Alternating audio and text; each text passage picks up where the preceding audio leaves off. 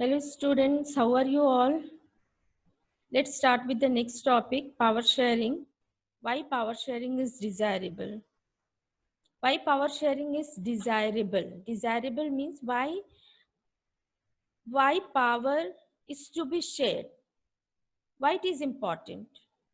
Why power sharing is important in the society or in anywhere?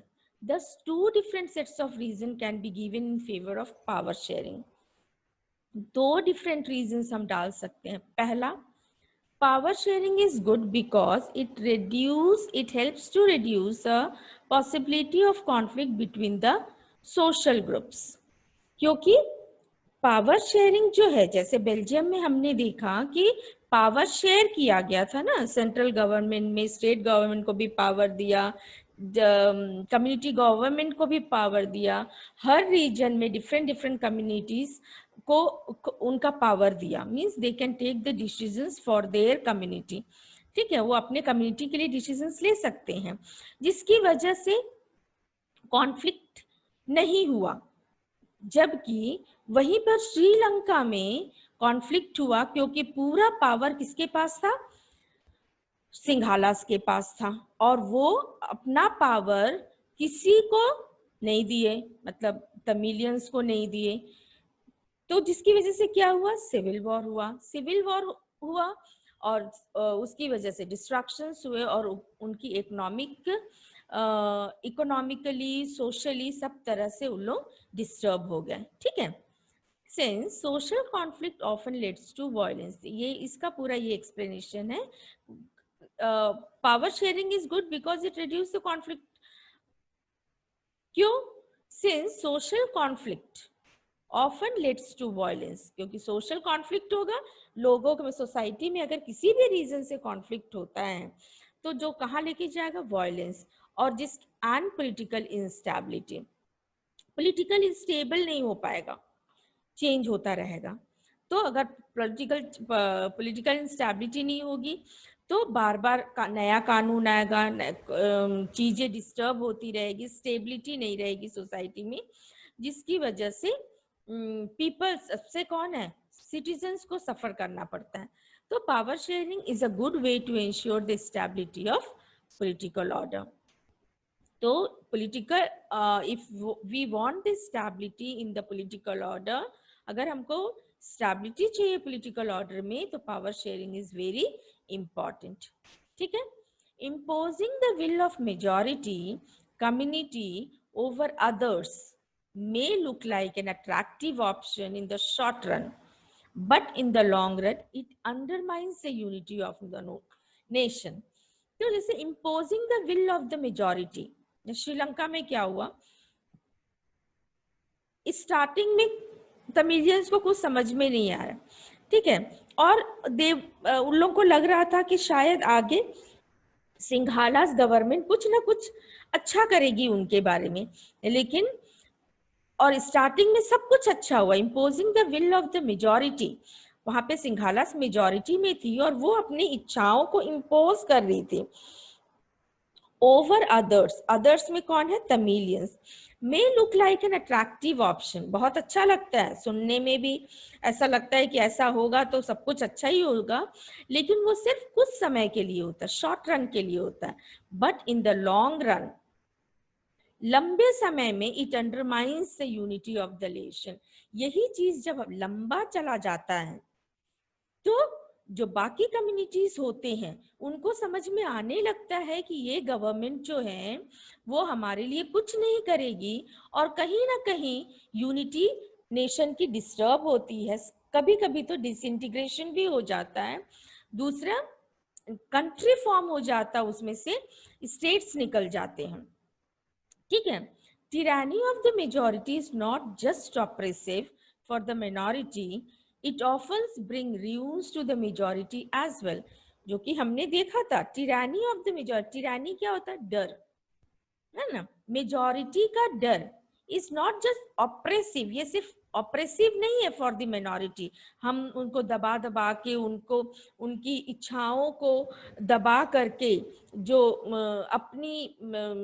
अपना करवाते हैं, ये जो है, और चाहे मिनॉरिटी जो मेजॉरिटी से डरती है, ये मतलब ये ठीक नहीं है। ये क्या करता है, ये आगे चल करके क्या लेकर आता है, रियून करता है, रियून मतलब डिस्ट्रक्ट करता है, to not only to the minority but to the majority also। जो डर है मेजॉरिटी का माइनॉरिटी के लिए, या फिर मेजॉरिटी जो मिनॉरिटी को दबाने की कोशिश करता है, इसकी वजह से सिर्फ माइनॉरिटी ही बर्बाद नहीं होती है, डिस्ट्रॉय नहीं होती है, बल्कि मेजॉरिटी का भी उसका अच्छा खासा असर होता है, जो कि हमने श्रीलंका में देखा। श्रीलंका में जो सिविल वॉर हुआ, शायद मेजॉरिटी को लगा होगा कि ये वॉर शायद वही जीतेंगे, और हो सकता है जीत भी गए हो, लेकिन इसका फाइनल मतलब कंक्लूजन में अगर आए तो हमने क्या देखते हैं कि हो सकता है वो जीते होंगे, लेकिन फिर भी उनका इकोनॉमिक बहुत पैसा खर्च हुआ, सोशल और इकोनॉमिक लाइफ एकदम डिस्ट्रॉय हो गया था, खत्म हो गया था। There is a second deeper reason why power sharing is good for democracy। Democracy के लिए पावर शेयरिंग क्यों? हमारा कंट्री डेमोक्रेटिक, मैक्सिमम कंट्रीज अभी डेमोक्रेटिक कंट्री है। तो दूसरा रीजन है, डीपर रीजन है कि डेमोक्रेसी में पावर शेयरिंग होना ही चाहिए। क्यों? Power sharing is the very spirit of democracy. Very spirit of democracy means बोले कि डेमोक्रेसी का आत्मा है।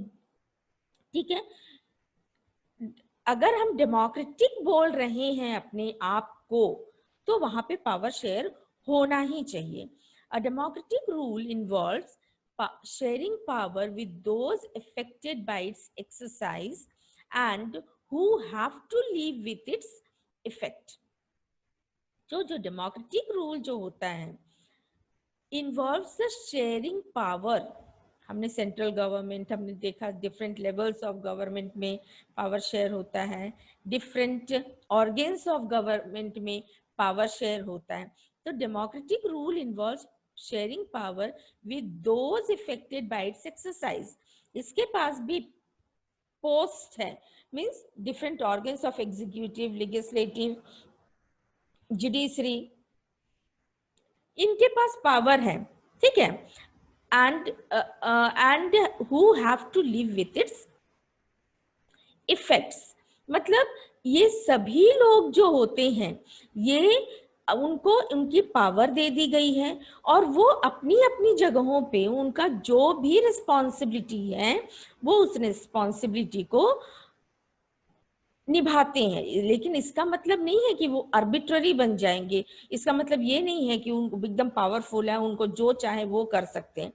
लोग, सब लोग वहां पे different organs of government keep an I on each other, एक दूसरे पे नजर रखते हैं, इसलिए वहां पर किसी भी तरह का कोई गड़बड़ी होने का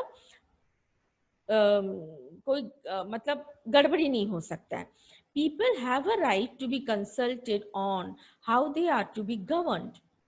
People, हम, we as a citizen have a right, हमारे पास पूरी अधिकार है कि हम कंसल्ट करें, किससे?